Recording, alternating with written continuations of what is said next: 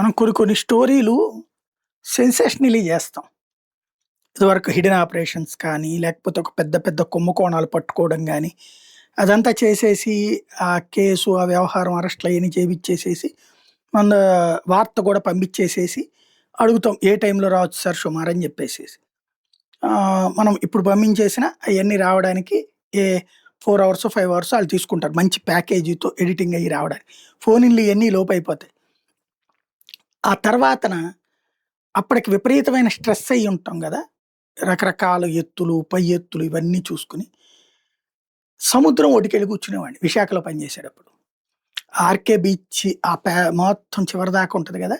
ఆ మధ్యలో ఎక్కడ ఖాళీగా ఉందో చూసి ఎవరూ లేని ప్లేస్‌లో కూర్చొని, అటు సముద్రాన్నే చూస్తా ఉంటే టైం గూడా తెలిసేది గాదు. లేదు ఇక ఇంట్లో చిరాకులు గానీ, ఏదన్నా ఫైనాన్షియల్ బర్డెన్స్ అయ్యి కట్టలేని పరిస్థితుల్లో అప్పుల్లో ఉండి ఇబ్బందిగా ఉన్నప్పుడు, మానసికంగా నలిగిపోయినప్పుడు కూడా కైలాసగిరి కొండ మీదకెళ్ళి కూర్చొని అట్లాగా సముద్రం వైపు చూస్తుంటే ఏదో ఒక ఫీల్ అనమాట. అదొక అంటే అది మర్చిపోతాం. గుడికి వెళ్ళినప్పుడు మెంటల్ టెన్షన్ ఎట్లా రిలాక్స్ అవుద్దో, సముద్రాన్ని చూసినప్పుడు అట్లాగా ఒక రకమైనటువంటి ఏదో లోకంలోకి వెళ్ళిపోతుంటా నేనైతే. మరి మిగతా వాళ్ళది ఎట్టుంటదో తెలీదు. ఇదెందుకు చెబుతున్నా అంటే ఇప్పుడు అలాగా కాపోతే అలా నుంచోనివ్వరనుకుంటే ఎక్కువసేపు విశాఖలో ఇప్పుడు కైలాసగిరి కొండ మీద ఒక అద్భుతమైనటువంటి ఇది భారతదేశంలోనే అతి పరిమితంగా సాధ్యమైనటువంటిది ఇప్పుడు అక్కడ సాధ్యమైంది. సముద్ర మట్టానికి 1020 అడుగులు. అంటే నేల మీద నుంచి 1020 అడుగులు ఎత్తున 40 అడుగుల మందం గల గాజు గ్లాస్‌ని రోడ్డు మీదకి పెట్టారు. అంటే కిందంత లోయ. దాని మీదకెక్కితే కిందంతా లోయ కనబడుతుంటది. అక్కడ 40 అడుగుల పొడవుంటదనమాట.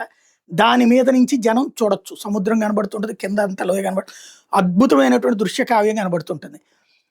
ఇది 100 మందిని ఒకసారి చొప్పున ఎక్కనిస్తారట. భద్రదృష్ట్యా 40 మందిని మాత్రమే అనుమతిస్తారట ప్రస్తుతానికైతే మాత్రం. 100 మందిని ఎక్కించుకునే సామర్థ్యం ఉన్న 40 మందిని అనుమతిస్తారట. ఉదయం 10 గంటల నుంచి సాయంత్రం 7 దాకా ప్రవేశం ఉంటుందట. ఒకళ్ళకి పిల్లలకి, పెద్దలకి రూ. 300 ఎవరైనా సరే పిల్లలైనా, పెద్దోళ్ళైనా రూ. 300 10 నిమిషాల మీద పాటు వంతెన మీద నుంచుని పచ్చని కొండలు, సాగర్ తీర అందాలు చూడొచ్చని చెప్పేసి ప్రకటించారు. ఇది అద్భుతమైనటువంటి. కాకపోతే టికెట్ రేట్ మాత్రం అంతంటే మరి కొంచెం ఇబ్బందికరమైనటువంటి రేటే.